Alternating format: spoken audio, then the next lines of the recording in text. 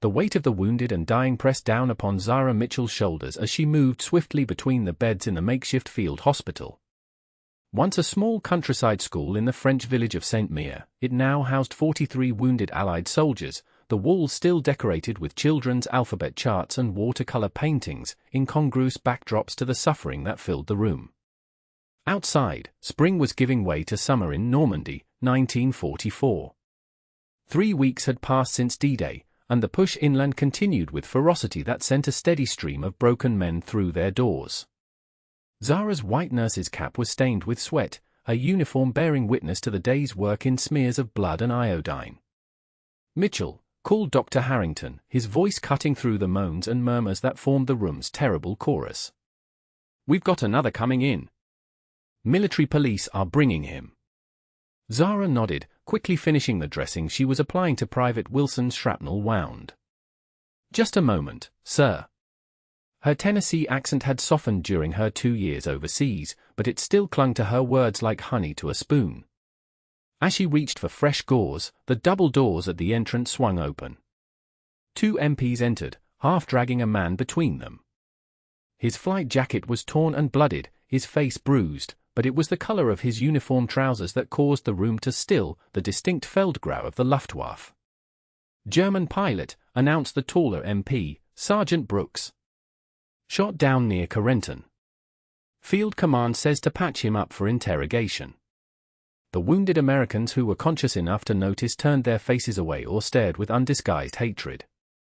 Zara felt the change in the room's atmosphere, like the pressure drop before a thunderstorm. "Put him in the supply room," Dr. Harrington said quietly. "Mitchell, see to him after you finish with Wilson." Zara's hands trembled slightly as she completed her task. She had treated enemy soldiers before, but never one isolated in a room full of men he'd been trying to kill. The Hippocratic Oath didn't distinguish between allies and enemies, but human hearts weren't bound by such oaths. When she entered the supply room 10 minutes later, the German was sitting on a narrow cot that had been hastily arranged between shelves of medical supplies and linen. An MP stood guard by the door, rifle in hand. "I'll call if there's trouble," he said. The pilot looked up as she approached. His left arm hung at an awkward angle, and a gash above his right eye had painted half his face crimson. Despite his injuries, he sat straight, his posture revealing military discipline. Zara guessed him to be in his late 20s, perhaps 30, around her own age. "I'm going to examine your wounds," she said clearly, not expecting him to understand. To her surprise, he responded in accented but fluent English. "Thank you, nurse." Zara set down her supplies on a small table, professional training overcoming her initial hesitation. "You speak English well." "I studied at Oxford." Before. That single word contained worlds. Before Hitler. Before the war. Before they became enemies. "Your arm appears broken," she said, focusing on her work. "And this cut needs stitches." He nodded. The landing was not what we call in flying school textbook perfect. Despite herself, a small smile tugged at Zara's lips. Gallows humor was the same in any uniform. "I'm Nurse Mitchell," she said, surprising herself with the introduction. "Oberleutnant Paul Yager," he replied. Jagdgeschwader 54. As she cleaned the blood from his face, she was struck by how ordinary he seemed. His eyes were deep blue, attentive and intelligent. Not the eyes of a monster from propaganda posters. Just a man, wearing the wrong uniform. "This will hurt," she warned, preparing to set his arm. "I understand." He tensed, preparing himself. When she manipulated the broken bone back into alignment, he merely grunted, a sheen of sweat breaking across his forehead. She worked efficiently, splinting the arm, then moved on to the laceration above his eye, which required 7 neat stitches.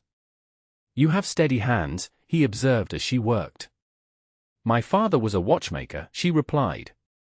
"I used to help him with the tiny gears." "And now you repair men instead of watches." She tied off the last stitch. "Men are harder to fix." "Yes." His voice was soft. "I am finding that to be true." Over the next 3 days, Zara tended to Paul Yager's wounds during her shifts. The supply room became an island of strange neutrality within the hospital. Outside its door, the war raged on, in the radio reports, in the constant flow of casualties, in the distant thunder of artillery that sometimes shook dust from the ceiling. On the 4th day, as she changed his bandages, Paul asked, "Why did you become a nurse?" She considered the question. "I always wanted to help people. Then Pearl Harbor happened, and it seemed the place I was needed most. And before the war, I worked in a hospital in Knoxville. Nothing exciting. A normal life." She secured the fresh bandage. "What about you? Why did you become a pilot?" His eyes grew distant. "To fly was always my dream. As a boy, I built models, studied aircraft. The freedom of the sky?" He stopped, looking down at his splintered arm. "The Luftwaffe was not my first choice, but in Germany, one's choices narrowed quickly after 1939. Zara wanted to ask more about his family, about life in Hitler's Germany, but she hesitated, aware of the dangerous territory such questions might enter. Instead, Paul continued, "I have a sister, Elise. She was studying to be a doctor when I left. I do not know if she was allowed to finish." "Why wouldn't she be allowed?" He looked at her directly, his expression grave. "Her husband is Jewish." The simple statement hung between them, laden with implications Zara could only begin to comprehend. "I'm sorry," she said, the words inadequate against the weight of his worry. "Each night, I pray they found a way out." His good hand clenched into a fist on his lap. "But letters stopped coming a year ago." That night, as Zara lay on her cot in the nurses' quarters, she found herself thinking about Paul Yager, not as a German officer, but as a brother frightened for his sister's safety. Sleep eluded her, her mind circling around the strange intimacy that had formed in that supply room, an intimacy built of shared confidences and the peculiar trust that exists between caregiver and patient. The following morning brought chaos. A field ambulance delivered 6 critically wounded men from an artillery attack. Zara worked for hours alongside Dr. Harrington and the other nurses, hands moving automatically through the terrible choreography of triage, morphine, plasma, pressure bandages, whispered reassurances. It was late afternoon before she could check on Paul. She found him standing by the small window of the supply room, his splintered arm held close to his body, his profile silhouetted against the golden light of the setting sun. "You should be resting," she admonished, setting down a tray with his dinner ration. He turned, and she saw he had been crying, the tracks of tears visible on his face. He made no attempt to hide them. "I heard them bring in the wounded," he said. "All day, I've been listening. The screams, the prayers." He swallowed hard. "In the air, you don't hear that. You don't see the men inside the machines you destroy." Zara stood frozen, uncertain how to respond to this confession. "Please, sit," he said, gesturing to the chair with his good hand. She hesitated, then sat, aware that this was crossing some invisible line. Nurses didn't sit with patients, especially not enemy patients. "I've been thinking about something you said," Paul continued, taking his own seat on the edge of the cot. "About repairing men being harder than repairing watches. It's true. But I wonder if nations can be repaired at all, after this." "They'll have to be," Zara replied. "Somehow. Germany will be." He searched for the word. "Destroyed. Not just our cities, but our soul. What we've become. What we've done." His words hung in the air between them, the closest either had come to acknowledging the larger horrors of the war, the rumors that had begun to filter through about camps in Poland, about atrocities that seemed beyond human capacity for cruelty. "Not all Germans," Zara said quietly. Paul looked at her with eyes that had seen too much. "But enough of us. And those who did nothing, are we not also guilty?" The question had no answer, at least none that Zara could provide.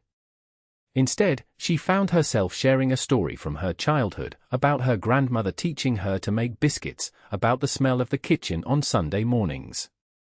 Paul responded with his own memory of helping his father repair a motorcycle when he was 12, the pride he felt when the engine roared to life. They traded these small, human stories as the light faded outside, creating a fragile bridge across the chasm that separated their worlds. When Zara finally stood to leave, something had shifted between them, something dangerous and precious. The next week passed in a strange rhythm. By day, Zara tended to the Allied wounded, listening to their stories of homes in Minnesota, Cornwall, Quebec. By evening, she would spend an hour with Paul, changing his bandages, checking his healing progress, and increasingly, talking about their lives before the war. She learned that he loved classical music, particularly Bach. That he had studied engineering before being called to military service. That he had a dog named Kaiser who lived with his parents in Munich. In turn, she told him about her younger brother who was somewhere in the Pacific with the Marines. About her mother's garden with its prized tomatoes. About her dream to someday work in pediatric medicine. These exchanges were innocent enough, yet Zara found herself keeping them secret, not mentioning them to her fellow nurses or to Dr. Harrington. She told herself it was professional interest, understanding the enemy's psychology, but in her heart, she knew it was something more complicated. On the 8th day, as she finished redressing his wound, Paul's hand caught hers. The touch was light, questioning rather than demanding. Zara, he said, the first time he had used her given name. In another world, another time. She looked at their hands, hers small and pale, his larger and sun-browned, joined across the gulf of their circumstances. "We can't think that way," she whispered, but didn't pull away. "I know." His thumb moved gently across her knuckles. "But sometimes, it's the only thing that makes any of this bearable. To imagine another world." Later that night, alone in her quarters, Zara pressed her fingers to her lips, remembering the moment when imagination had given way to reality, the brief, forbidden touch of his mouth against hers as she was leaving. It had happened so quickly she could almost convince herself she'd imagined it. Almost, but not quite. The next morning, fate intervened in the form of Captain Reynolds from Army Intelligence, who arrived with orders to transfer the German pilot to a proper POW facility for further questioning. He's still recovering, Zara protested to Dr. Harrington. "The arm needs at least another week too. It's not our decision, Mitchell," the doctor interrupted, giving her a curious look. "The MPs will be here at 0800 tomorrow." That evening, when Zara entered the supply room, she found Paul already standing, as if expecting the news she carried. "You're being transferred," she said, the professional mask slipping back into place. "Tomorrow morning." He nodded. "I suspected as much." He was silent for a moment, then added, "I owe you my thanks. For your care, and for your kindness." Zara busied herself checking his splint, not trusting herself to meet his eyes. "It's my job." "No," he said softly. "Your job was to treat my injuries. The rest, the humanity you showed, that was a choice." She finally looked up at him. It wasn't a difficult choice. The air between them seemed to thicken with words unsaid, possibilities foreclosed by circumstance. "In another world, in another time." "I have something for you," Paul said suddenly, reaching awkwardly into his pocket with his good hand. He withdrew a small object and held it out to her. It was a pilot's wings pin, the Luftwaffe insignia, an eagle holding a swastika. Zara stared at it, conflicted. "I've removed the swastika," he explained, and she saw that the lower part of the emblem had indeed been broken off, leaving only the eagle. "I want you to have it. To remember that even in the darkest times, there are still people who try to hold on to their humanity." She took it, feeling the weight of the metal in her palm. "I can't wear this." "I know. But perhaps someday, when this is over, it won't be seen as the emblem of an enemy, but as a reminder that enemies are people too." Zara closed her fingers around the pin. "I should go. I have other patients." As she turned to leave, Paul called softly, "Zara." She paused at the door. "If I survive this, and if you would allow it, I will find you when the war is over." She didn't turn back, knowing her face would betray her. "The war isn't over yet, Lieutenant Yager." And we don't know who will be when it is. The next morning, Zara was assisting with a difficult amputation when the MPs came for Paul. By the time she was free, he was gone, the supply room empty except for the neatly folded blankets on the cot. That night, she took out the wings he had given her, running her fingers over the metal eagle, feeling the rough edge where the swastika had been removed. Then she tucked it into the lining of her uniform pocket, where it rested against her heart. The weeks that followed blurred together in a procession of casualties, victories, and setbacks as the Allied forces pushed further into France.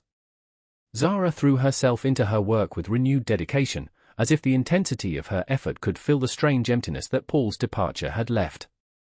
In late August, their field hospital relocated to follow the advancing front. Amid the chaos of packing equipment and transferring patients, Dr. Harrington found a moment to approach her. "Mitchell," he said, his voice carrying uncharacteristic hesitation. "About that German pilot." Zara felt her heart skip. "What about him, sir?" "I received word. His transport was attacked by resistance fighters near Rennes. There were no survivors." The world seemed to tilt beneath her feet. "I see. Thank you for telling me, Doctor." He studied her face. "You treated him with exceptional care. I would do the same for any patient." Dr. Harrington nodded slowly. "Of course. That's what makes you an excellent nurse, Mitchell." He patted her shoulder awkwardly before walking away. That night, Zara slipped away from the busy preparations and found a quiet spot behind the abandoned schoolhouse. There, under a sky filled with stars that seemed callously beautiful in their constancy, she allowed herself to weep for a man who had been her enemy, her patient, and for a brief, impossible moment, something more.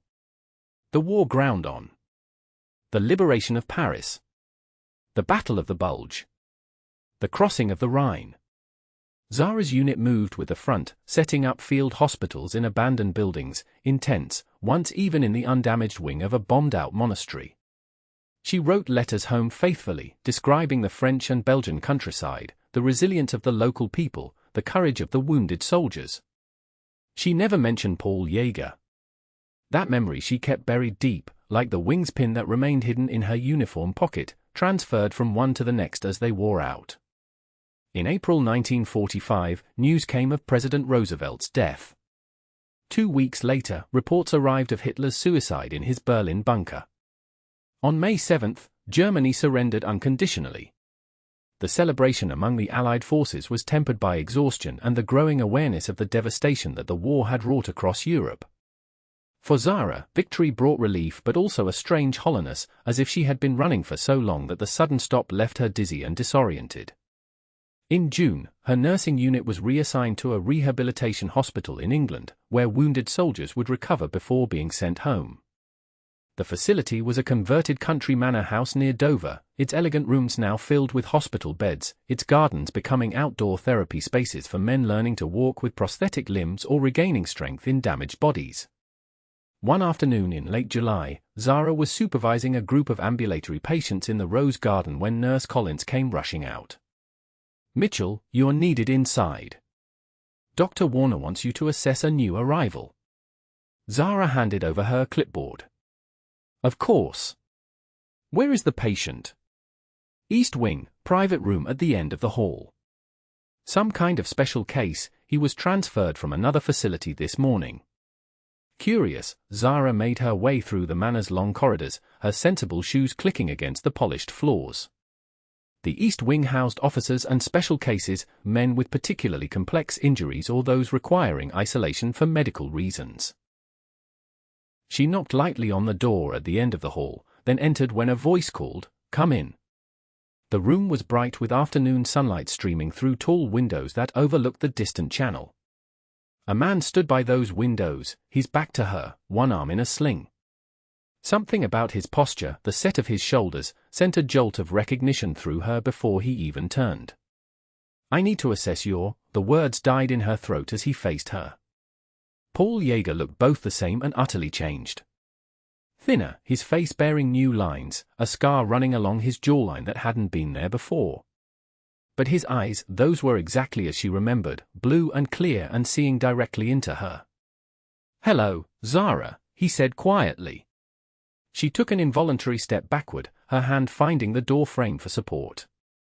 "You're dead," she whispered. "They told me your transport was attacked. No survivors." A sad smile crossed his face. "Nearly true. I was the only one who lived, though not for lack of the Marquis trying." He gestured to his scarred face. "I spent 8 months in a resistance camp before they handed me over to American forces." Zara's mind raced, trying to process his presence before her. "How are you here?" "In this hospital." "That is a long story, involving American intelligence officers who found my language skills useful." His voice held a new weariness. "I provided information. About Luftwaffe operations, about what I knew of certain Nazi officials. In return, I was treated as a cooperative prisoner." He paused. "When Germany surrendered, my status became complicated. And now? Now I am waiting. To be sent back to Germany eventually, I suppose, though there is little left for me there." He took a step toward her. "But first, I asked to come here." "Why?" "Because I made a promise." His eyes held hers.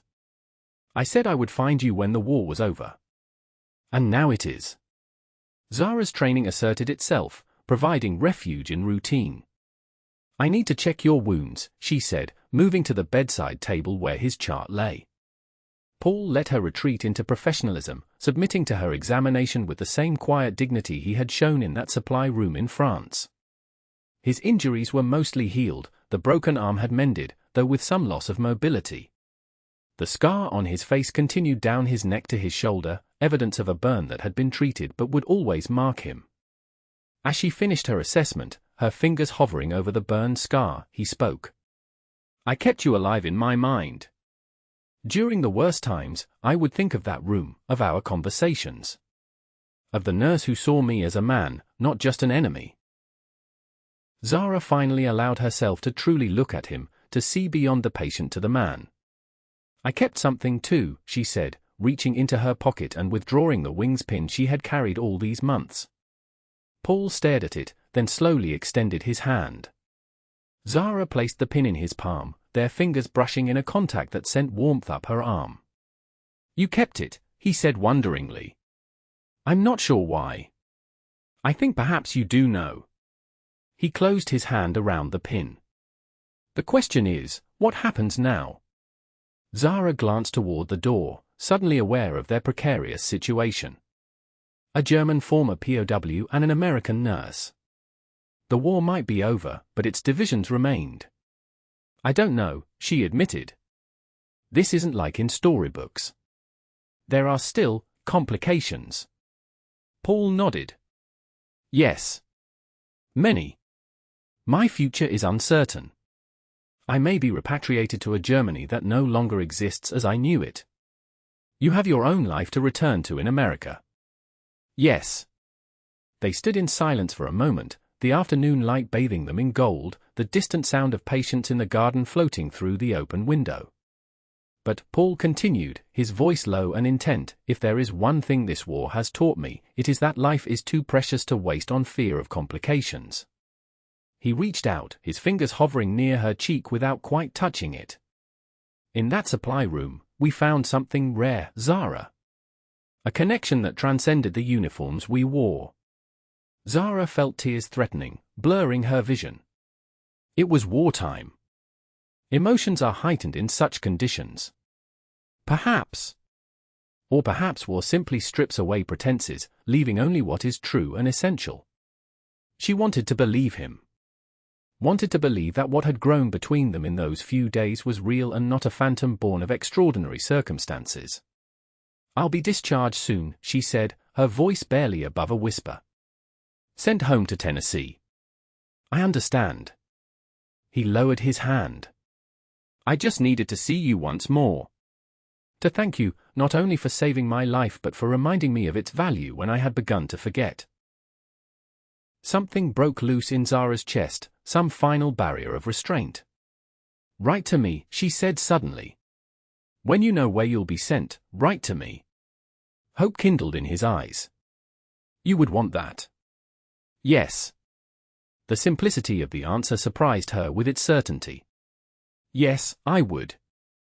Paul took her hand then, raising it to his lips in a gesture both old-fashioned and deeply sincere. Then I will write.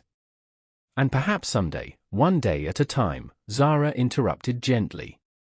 The world is rebuilding itself. We'll need to see what shape it takes. He nodded, releasing her hand. One day at a time. As Zara left his room, closing the door softly behind her, she felt a curious lightness, as if in acknowledging the connection between them, giving it permission to exist beyond the confines of memory, she had released a burden she hadn't known she was carrying. Outside, in the English summer, wounded men laughed as they played checkers in the garden.